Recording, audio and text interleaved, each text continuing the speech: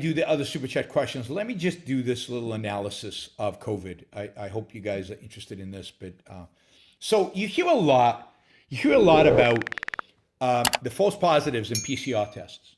The PCR tests are too sensitive, and what happens is they'll pick up other viruses or other things, and you'll get false positives.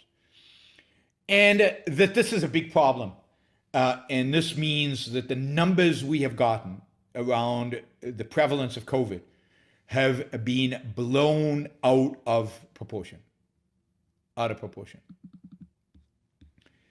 So I want to give you a little analysis of this, because in a sense there's some truth to this, but I want to make it clear when this is relevant and when it's not relevant and what the truth is. All right, so we're going to run some numbers. So if you've got a pad of paper and you want to write stuff down, this is a good time to just write stuff down so that you get kind of the how the numbers impact this, okay? So we're going to assume, and I think this is very close to reality. The reality is that the false positive rate of PCR test is about 0.5%. So 0.5% of the people who get tested will have a positive result when they're actually negative. Now, there's some debate in the literature whether it's 0.5% or less or closer to 1%. Maybe it's 1%, and we can run the numbers on 1% too, but it's not more than 1%. And it's probably not less than 0.5%, probably somewhere between 0.5% and 1%. So let's take 0.5% for now. We can play around with 1% in a minute, all right? So 0.5% means that if you test 1,000 people, of the people, if you test 1,000 people, 5 of them are going to test positive when they shouldn't, right? If you test 1,000 people, 5 of them will test positive when they shouldn't. Now, is this a big deal or isn't it? Well, it depends. If, when you're doing this test, a very small number of people are actually infected with COVID, and this applies to any test, are actually infected with COVID. Let's say that only 5% of the people are actually infected with COVID, and you test 1,000, right? Then 50 people will test positive, or maybe 55, but let's say 50 people for simplicity. And 5 of them will be 5 of them, right? So if it's 5% positivity, 50 will test and 5 of them, 10%, will be false.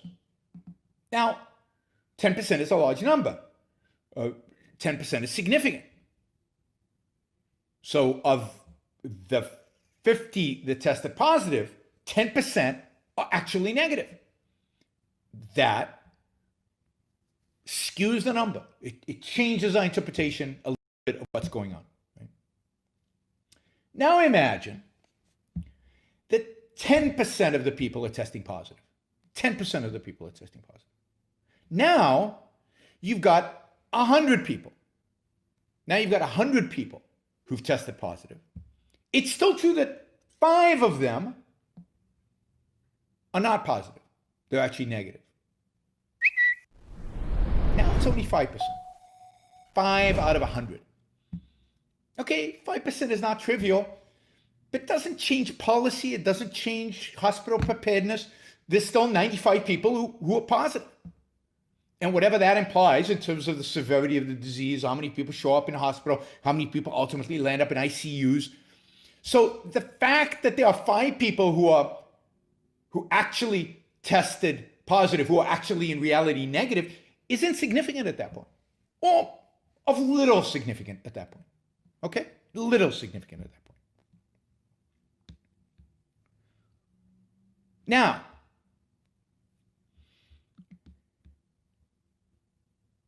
somebody says the false positives that people are talking about are people who were positive in past and still shed inactive RNA. The PCR test is good at finding the viral RNA, but doesn't detect other viruses.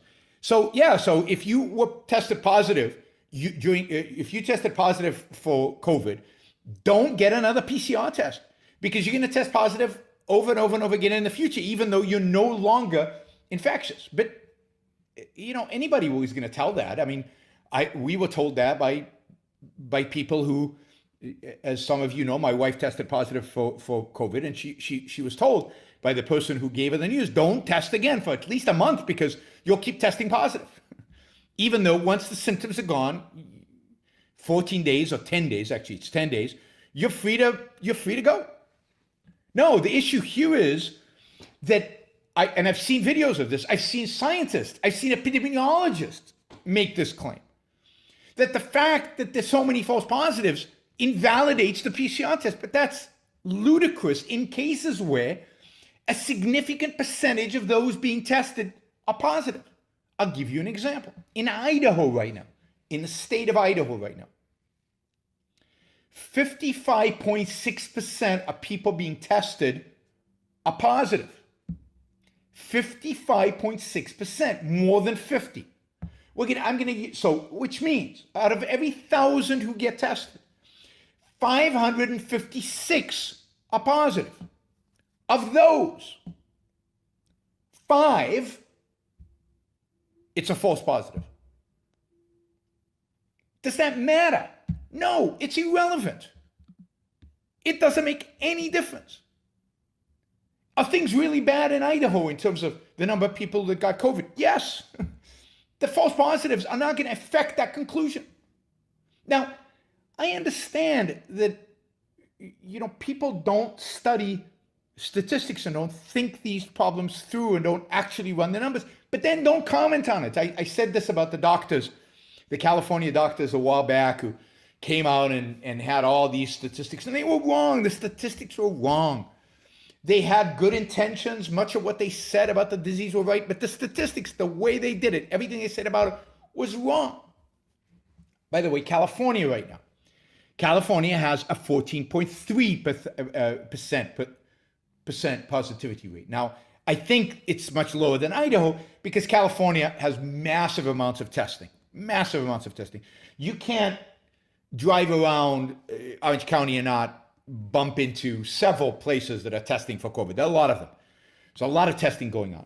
So if you test a lot, the positivity rate is probably going to be lower. Idaho, my guess, is testing only people with symptoms.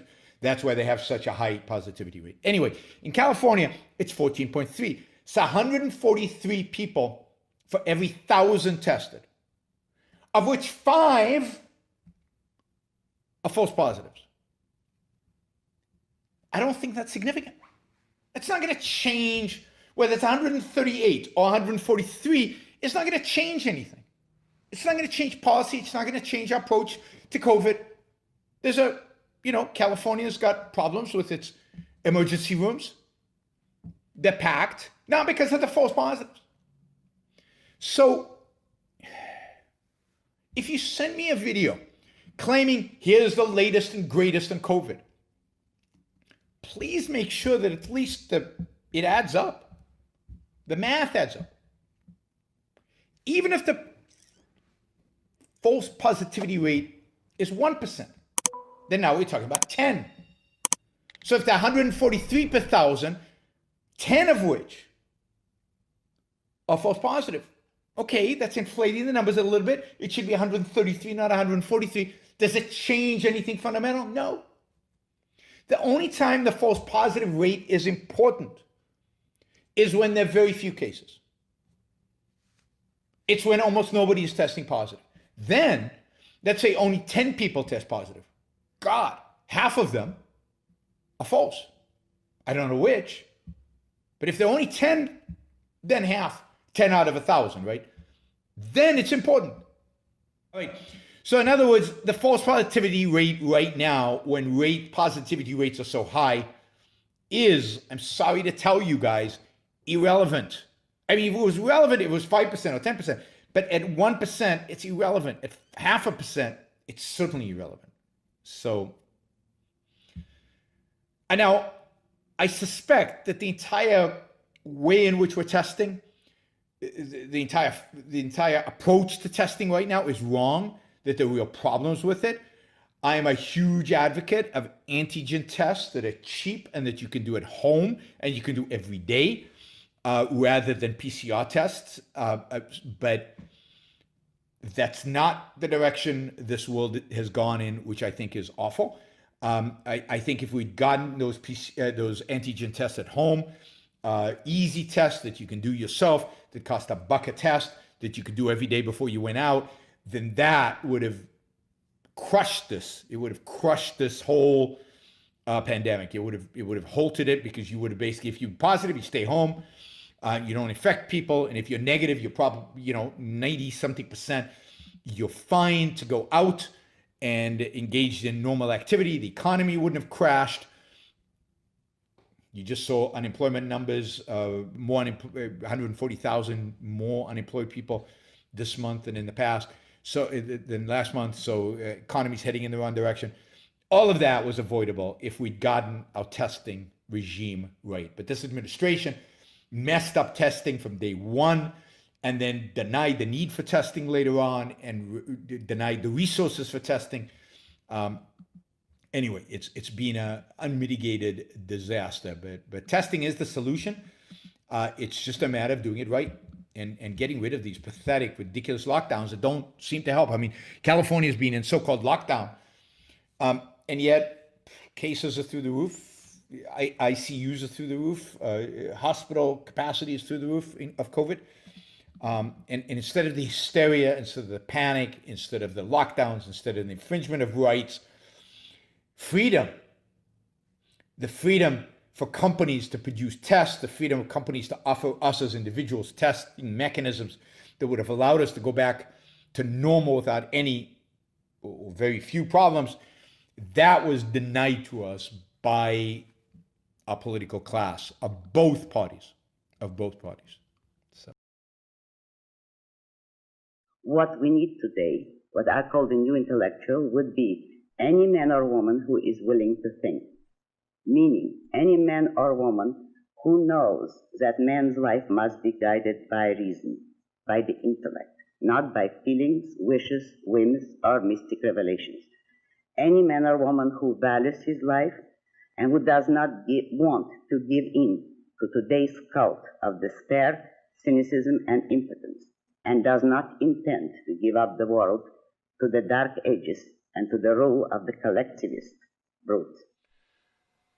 All right, before we go on, reminder, please like the show. We've got 163 live listeners right now, 30 likes. That should be at least 100. I figure at least 100 of you actually like the show. Maybe there are like 60 of the Matthews out there who hate it, but at least the people who are liking it, I want to see a thumbs up. There you go. Start liking it. I want to see that go to 100. All it takes is a click of a thing, whether you're looking at this. And the likes matter. It's not an issue of my ego. It's an issue of the algorithm. The more you like something, the more the algorithm likes it. So, and if you don't like the show, give it a thumbs down. Let's see your actual views being reflected in the likes. But if you like it, don't just sit there. Help get the show promoted. Of course, you should also share, and you can support the show at JeronBrookShow.com/support, or on Patreon or Subscribestar or Locals, and show your support for the work, for the value hopefully you're receiving from this. And of course, don't forget, if you're not a subscriber, even if you just come here to troll, or even if you're here like Matthew to defend Marx, then you should subscribe, because that way you'll know when to show up. You'll know what shows are on, when they're on. You'll get notified, right? So, yes, like, share, subscribe, support. Like, share, subscribe, support. There you go. Easy. Do one or all of those, please.